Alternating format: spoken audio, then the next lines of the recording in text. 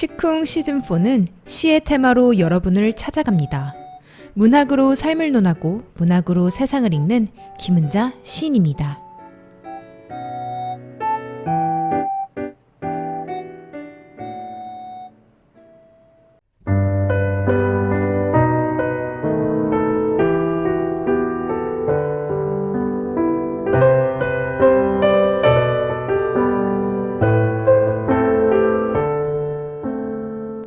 임마누엘 칸트 같은 철학자는 모든 존재와 사물을 시간과 공간의 규제를 받는다고 말했습니다. 그 어떤 영역이든 인간은 시간을 뛰어넘을 수 없다는 거죠. 그럼에도 불구하고 우리는 공간 속에서 그나마 자유로움을 얻습니다. 공간이라는 것은 이곳에서 저곳으로 이동할 수 있으니까요. 그렇지만 흘러가 버린 시간, 이동이 불가능합니다. 그래서 그럴까요? 더 아쉽고 더 안타깝고 애절해지는 것이 지나간 시간이기도 합니다. 시간의 흐름을 되돌릴 수 없다는 유한성이 어찌 보면 오늘도 우리를 이 자리에 모여 앉게 했는지도 모르겠습니다. 한 주 동안 잘 지내셨죠? 문학으로 삶을 나누고 문학으로 세상을 읽는 문학 프로 시쿵의 김은자 인사드립니다. 살아간다는 것이요, 때로는 놀라우면서도 때로는 한없이 진부하게 느껴질 때가 있습니다. 어느 것이 옳고 어떤 것이 그르다 말할 수는 없는 것 같고요. 경이롭고 진부하고 명확하고 혼돈스럽고 그런 것들이 오가면서 사는 것이 삶이 아닌가 합니다. 그 가운데서 문학도 생기고 음악도 생기고 예술이 탄생하는 것이겠죠. 우리는 with 코로나 시대에 살고 있습니다. with 코로나라는 것은요, 코로나와 함께 살아가는 시대라는 말인데요. 코로나가 처음 발생되었을 때 우리는 일도 나가지 못하고 식구들끼리도 만나지 못하고 정말 두려웠었어요. 그리고 나서 백신도 생기고 변이 코로나들이 많이 생겼었죠. 델타, 알파 여러 가지 변이 코로나 이름이 있었는데요. 요즘은 또 전염성이 델타의 2배라는 오미크론 변이가 세상을 휩쓸고 있습니다. 동포 여러분들 모쪼록 건강 유의하시기 바랍니다. 한 주에 한 번씩이지만 이렇게 모여 앉는 시간, 시 얘기, 문학 얘기, 돈은 안 되지만 살아가는데 필요한 얘기, 또 이런 얘기하는 시간이라도 있으려면요, 무엇보다 건강해야 합니다. 좋은 한국시로 동포 여러분들의 삶을 풍요롭게 만들어주는 시쿵 시작하겠습니다.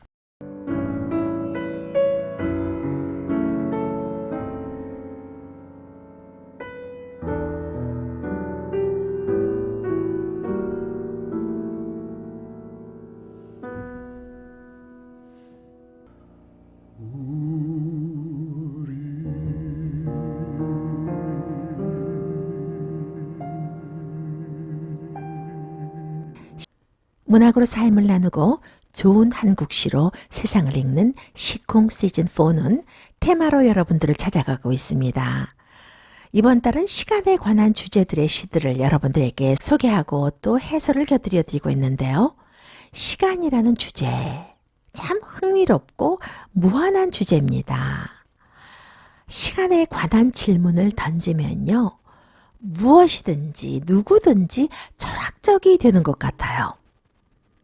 시간이라는 것이 참 묘해서요. 살아가는 현재, 미래도 물론이지만 죽음을 상기시키기도 합니다. 또 그런가 하면요, 시간의 강물은 거슬러 올라갈 수도 없다는 한계에 우리로 하여금 도달하게도 해요. 되돌릴 수 없는 과거의 추억, 그래서 그런지 더 아쉬워하는 것 같고요. 물론 살아온 시간을 되돌아보면서 과거를 그리워할 수 있다는 것이 우리의 특권이고 그 자체가 인간의 유한한 존재에 대한 자각이기도 하겠지만 말입니다. 어떻게 보면 살아간다는 것은 시간과의 싸움이기도 한 것 같아요. 그것이 행복이든 고통이든 시간과의 싸우는 존재, 그것이 운명이기도 한 것이 인간입니다. 오늘은 시간에 관한 시 두 편을 여러분들에게 소개하고자 합니다. 첫 번째 소개해 드릴 시는요, 정현종 시인의 견딜 수 없네 라는 시입니다.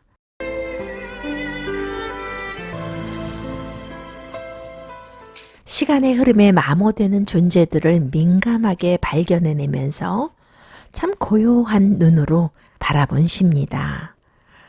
모든 걸 민감하게 받아들이는 시인 같은 이런 모습이 우리 모두에게 있죠. 모든 날과 달이 견딜 수 없을 만큼 애리고 절절하게 다가올 때가 있어요. 하루하루 살다 보면 한 달이 되고 계절을 미리 내다볼 여유도 없이 무작정 딸려가듯이 살고 있는데 또 한 계절이 지나고 계절이 바뀌고 그러다 보면 어느 순간 문득 흘러가는 것에 함몰되어 있는 나 자신을 발견할 때가 있는데요. 시인이 견딜 수 없어 하는 것들은 우리도 한 번쯤 견딜 수 없었던 것들이기도 해요. 시를 조금씩 나누어서 생각해 볼까 합니다. 이 시는 연이 없는 한 연으로 되어 있는 시예요. 연을 구분하지 않은 시죠. 그렇지만 의미상 조금씩 떼어서 함께 감상해보고 해설을 곁들여 드릴까 합니다. 갈수록 1월이여 내 마음이 더 여리어져 가는 8월을 견딜 수 없네. 9월도 10월도 견딜 수 없네. 흘러가는 것들을 견딜 수 없네. 여기서 1월은 1월, 2월의 1월이 아닙니다. 한자로 해와 달, 세월을 의미하는 건데요. 가는 1월, 8월, 9월, 10월 시간의 흐름을 넘어서 흘러가는 것들을 견딜 수 없을 때가 누구에게나 있잖아요. 나이가 들수록 더 그런 것 같아요. 마음이 여리어져 가면서 견딜 수 없는 것들이 점점 늘어가는데요. 그 말은 견뎌야 할 것들이 더 늘어간다는 말과도 같습니다. 어느 순간 문득 지난 것들이 견딜 수 없을 때가 있어요. 생로병사, 행복과 슬픔, 어떤 잊지 못할 모멘트 같은 것들. 그러나 그것들은 흘러가는 것들이라는 겁니다. 우리가 살아가면서 흘러가지 않는 것이 있을까요? 흘러간다는 것 자체가 인간의 한계, 유한성을 말해주는 것이기도 해서요. 흘러간다는 것으로 인해서 흘러간다는 것을 깨닫는 순간 인간이 참 겸손해질 수밖에 없는 것 같습니다. 다음 시기는 정말 예술이에요. 사람의 일들, 변화와 아픔들을 견딜 수 없네. 있다가 없는 것, 보이다 안 보이는 것, 견딜 수 없네. 살아가면서 가장 아프고 슬픈 게 있다면 있다가 없는 것이 아닌가 합니다. 보이다가 안 보이는 것들, 그런 것들 아닐까요? 보이다가 안 보이는 것들, 이건 생과 사를 의미하기도 하는데요.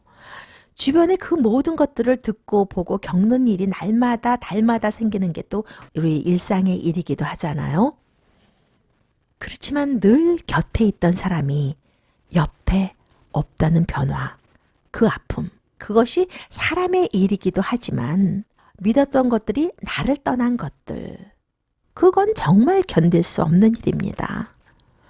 겉으로는 적당히 견딜 수 있는 그 무엇을 찾거나 만들거나 잊은 듯 보이지만 그 시간은 남아있다는 거죠. 그런 사람의 일인 변화와 아픔, 그런 시간의 모든 흔적들을 오롯이 견뎌야 할 때가 있습니다. 그런 시간을 잘 견디고 나야 시인처럼 견딜 수 없네라는 말도 할 수 있는 것이 아닌가, 뭐 그런 생각도 좀 드는데요. 다음 시기입니다. 시간을 견딜 수 없네.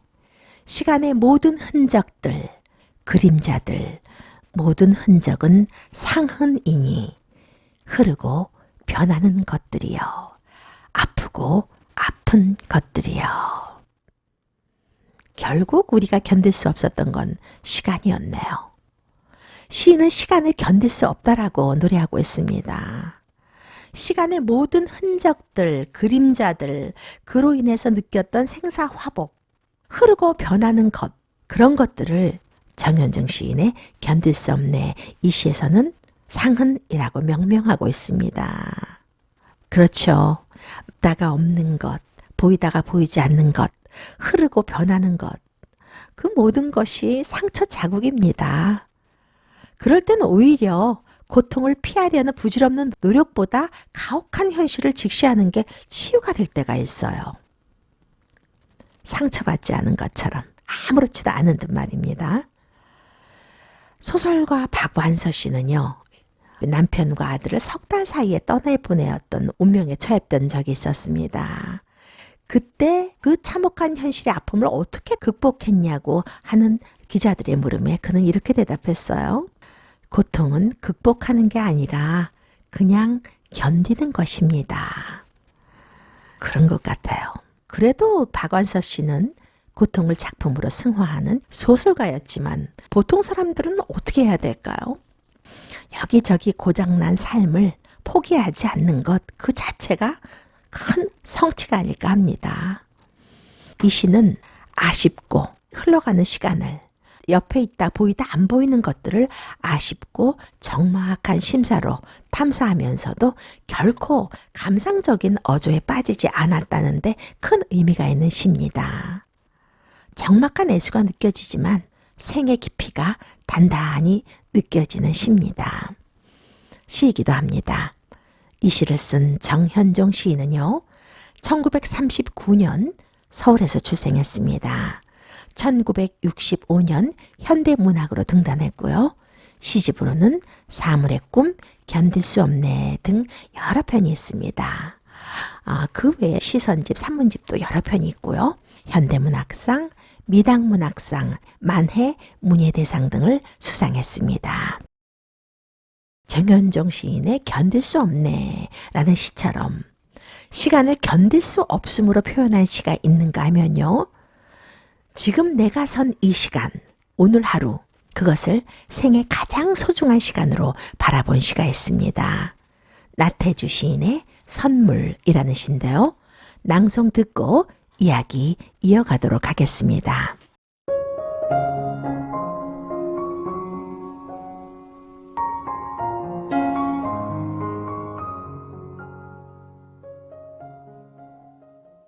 나태주 시인을 왜 언어의 마술사라고 했는지 알 것 같은 시기도 해요. 나태주 시인은 일상적으로 사용하는 단어들의 조합만으로도요, 참 엄청난 감동의 파도를 만들어내는 시인임에는 틀림없습니다. 어려운 시가 꼭 좋은 시는 아닙니다. 어떻게 보면 쉬운 시, 힘이 다 빠진 시가 좋은 시입니다. 시인의 말대로 세상을 살아가는 데는 오늘과 당신만 있으면 되는 건데 말입니다. 이 시는 사랑시를 많이 쓰는 시인이 나태주 시인입니다. 그래서 사람들이 이 시 역시 나태주 시인이 한 여성을 사모하면서 썼겠구나라고 짐작을 했다고 해요. 그렇지만 이 시는 어떤 남성을 대상으로 쓰여진 시라고 합니다. 나태주 시인이 회갑을 넘기고 62세 때 교직 정년 나이쯤에서 시전집을 낼 때였다고 합니다. 출판사하고 여러 가지 얘기가 돼서 전집을 출간하기로 약속을 하고 작업에 들어갔다고 하는데요. 책을 내려면 교정을 한 10차례 이상 봅니다. 저도 시집을 여러 권 출간을 했지만 출판하기 전에 여러 번 고칩니다만 고친다고 해도 계속해서 오자가 발견이 돼요. 출판사에 편집장을 직책으로 전집을 전적으로 편집하고 제작하기로 한 직원이 한 명 있었는데요. 여러 차례 그분과 이메일을 주고받고 또 전화도 주고받고 하다가 마음으로 많이 가까워졌고 그를 통해서 여러 가지 들은 얘기가 있다고 합니다. 시 전집을 편집하면서 나태주 시인의 시인을 읽으면서 편집자는 여러 번 컴퓨터에 콜을 받고 흐느껴 온 적이 있다고 나태주 시인에게 말을 했다고 합니다. 시를 읽으면은 그 시가 나의 시가 돼서 동병상련의 그 슬픔이 느껴질 때가 있잖아요. 감동이죠. 그러니까 그 이야기를 듣는 순간 시인의 가슴 속에서도 울컥 문장이 떠올랐다고 해요. 그 시가 바로 선물 이 시였다고 합니다. 하늘 아래 내가 받은 가장 큰 선물은 오늘 하루라는 첫 끼부터가 참 가슴을 후려치지요. 그러게요. 세상에 이렇게 큰 선물이 또 있을까요? 다음 식기는 우리의 가슴을 더 뜨겁게 만들어줍니다. 오늘 받은 선물 가운데에서도 가장 아름다운 선물은 당신입니다. 라는 말이요. 그리고는 당신의 나지막한 목소리와 웃는 얼굴과 콧노래 한 구절이 나에게는 한아름 바다를 아는 듯한 기쁨이 된다라고 노래합니다. 선물은 귀한 물건이고 소중한 것입니다. 또 선물은 받기만 하는 것이 아니고 주고 받는 것입니다. 병을 알아보거나 고난을 겪어본 사람은 알 것 같아요. 하루하루가 얼마나 큰 선물입니까? 시가 참 짧고 좋습니다. 서로가 서로에게 그런 당신이 되길 소망하면서 소개한 시였습니다. 시간에 관한 두 편의 시를 소개하는 동안 시콩 문 닫을 시간이 되었네요. 날이 많이 차가워졌습니다. 건강 유의하시고요. 다음 주에는 더욱 좋은 시로 돌아오겠습니다. 저는 여기서 물러가겠습니다. 김은자였습니다.